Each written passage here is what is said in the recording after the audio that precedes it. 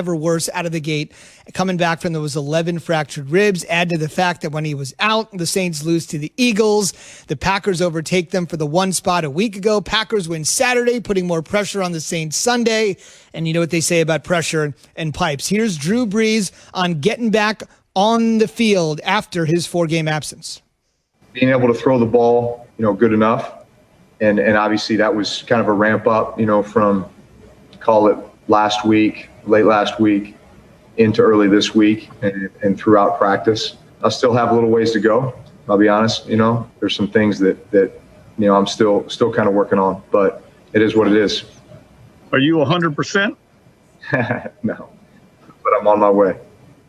I think if anybody deserves the benefit of the doubt, Chris, from bouncing back from injury, it is Drew Brees. I don't think anybody in the history of the NFL has bounced back from an injury better than he has, eventually going from not being able to pick up a ball and throwing it a yard to winning the Super Bowl with the Saints. So I certainly believe he gets the benefit of the doubt. He says he's not 100%. It's his first one back.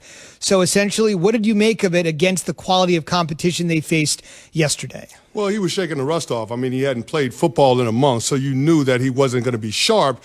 But it was important for the Saints to get him back out there on the field. So when people have the conversation about whether or not it was a mistake by Sean Payton and does Taysom Hill give them a better chance against the Chiefs, you probably could make that argument under the circumstances. But it's not just about beating the Chiefs in week 15. This is about the Saints gearing up for a playoff run, and you want to get Drew Brees a couple of games under his belt so that when he does get to postseason play, that your quarterback is ready to go, and he's going to be the Drew Brees that we've seen, the Drew Brees that's going to walk him into the Hall of Fame 5 years from whenever he decides to stop playing. But, I mean, in terms of watching the game yesterday, yeah, it was a little bit off in terms of his overall feel, but you can understand that because he's missed so much time. No doubt. And you're playing the best team in the NFL, and that obviously has something to do with it as well. We're asking on the Dr. Pepper Twitter feed, who do you trust the most in the NFC playoffs? It almost feels like a trick question because everyone's got their flaws. We'll get Chris's answer here in a second, but you want to weigh in, be a part of the Keyshawn, J. Will, and Zubin Nation on the Dr. Pepper Twitter feed. ESPN Nation presented by Dr. Pepper. It's official. College football is back. So is your favorite Dr. Pepper-loving college football town. Fansville, head to a store near you to treat your inner college football fan to a nice cold 20-ounce Dr. Pepper today. Here's the way it stands in the NFC at the moment, and we'll just throw out the candidates, and it can be anybody. The Packers remain in that one spot, although Aaron Rodgers certainly wasn't happy with the way they played on Saturday. We'll get into that a little bit later. The Saints drop another one. They're at 10-4. They're the 2 seed. Seattle is at the 3 seed. The Washington football team, by virtue of obviously somebody having to win the NFC East and host the playoff games at 4. And then the shocking loss by the Rams, the amazing comeback by the Bucs. So the Rams are at 5. The Bucs are at 6. Arizona with a win over Jalen Hurts and the Birds.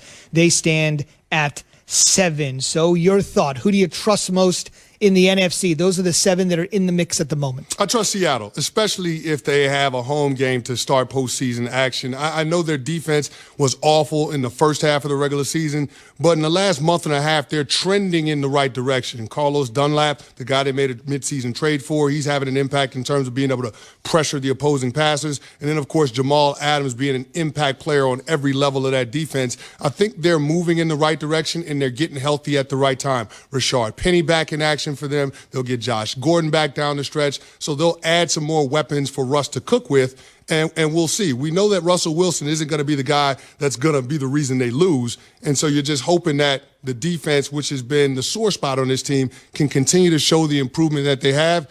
That offense will show up to the party. It's just a question of whether or not the defense will. I think they will. And out of all of the teams in the NFC, I mean, they've all got their warts. But I feel like Seattle's the team I trust the most. I picked them coming into this season to represent the NFC in the Super Bowl. There's no reason for me to back off that now, especially with them in the pole position in the NFC West. Indeed. They're in the 3rd spot right now. They seem to have the edge over the Rams to win the division. Obviously, the Rams are the huge clunker yesterday. Keep in mind, Seattle started at 5-0, is the best start in franchise history. Then they hit the skids a little bit, as you fellas like to say. The quote-unquote second quarter of the season didn't go well. They were 1-3, but they've certainly bounced back. On the other side, we talked about it. Now, it may not have been indicative if you look at the final score yesterday between the Chiefs and the Saints, but this boggles the mind. Patrick Mahomes on the other side, 9-0 in his career against teams who entered the game with a top 5 scoring defense. If you're a casual fan, you probably think about Drew Brees and Kamara and Michael Thomas, who wasn't out there. But at the same token, the Saints defense, for those that aren't paying close attention, has been outstanding this year.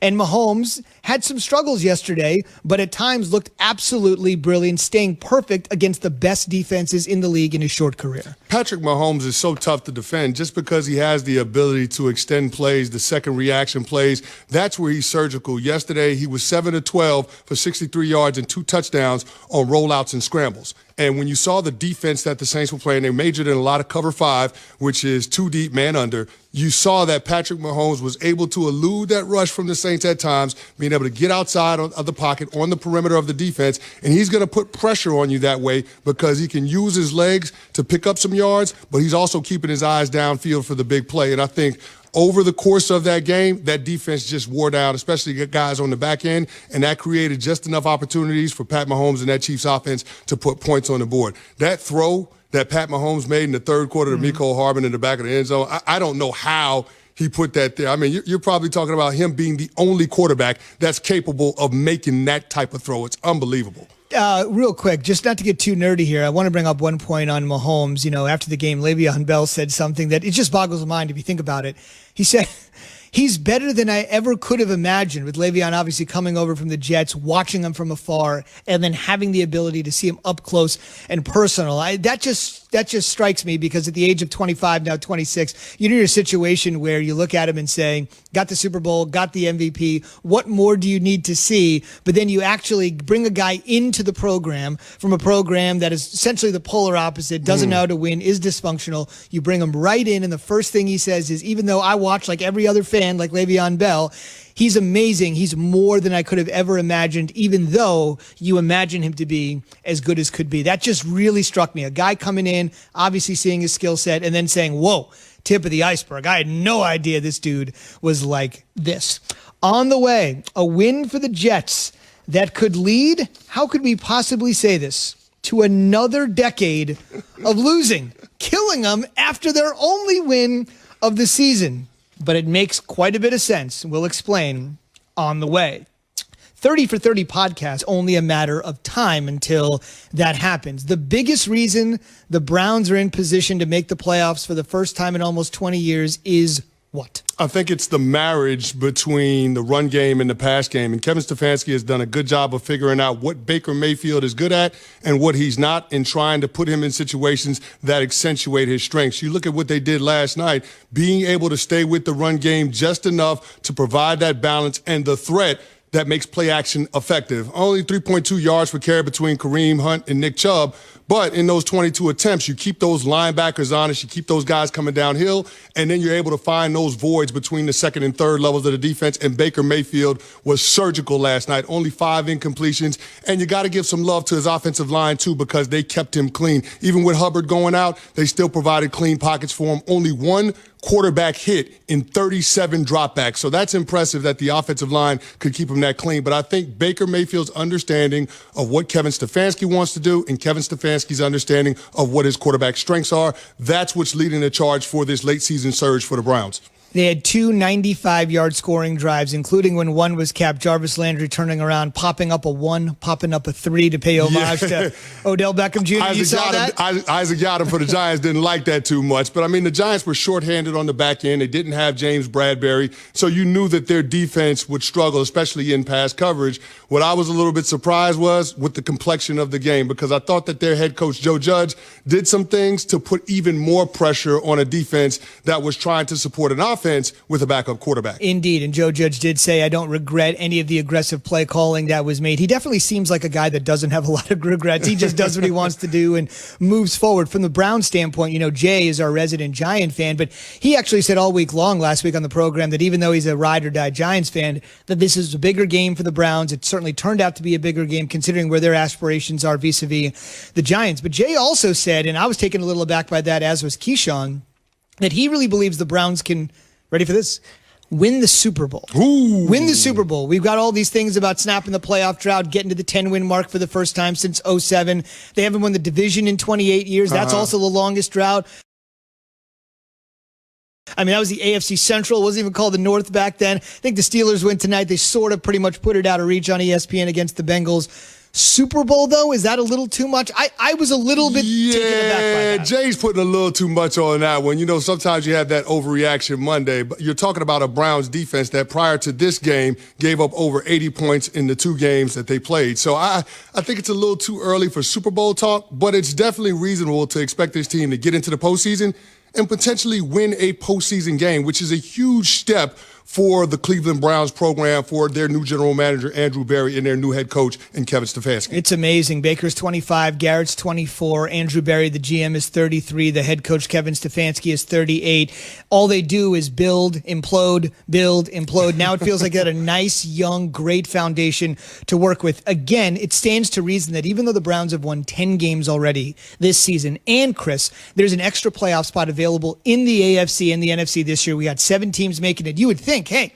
a team gets to 10 wins when more teams than ever are making the NFL playoffs. Yep. That would be enough, but it is still not enough for the Browns. They can clinch a playoff berth next week with the win at the suddenly resurgent, on fire New York Jets, tongue planted firmly in cheek, and then they need losses by Baltimore, the Colts, or the Dolphins to get in. So they need a little bit of help from the opposition of those 3 teams. Biggest thing here is Baker is really, I mean, look, even in the Monday night loss, I thought he was great. He was great yesterday. You mentioned how efficient he was.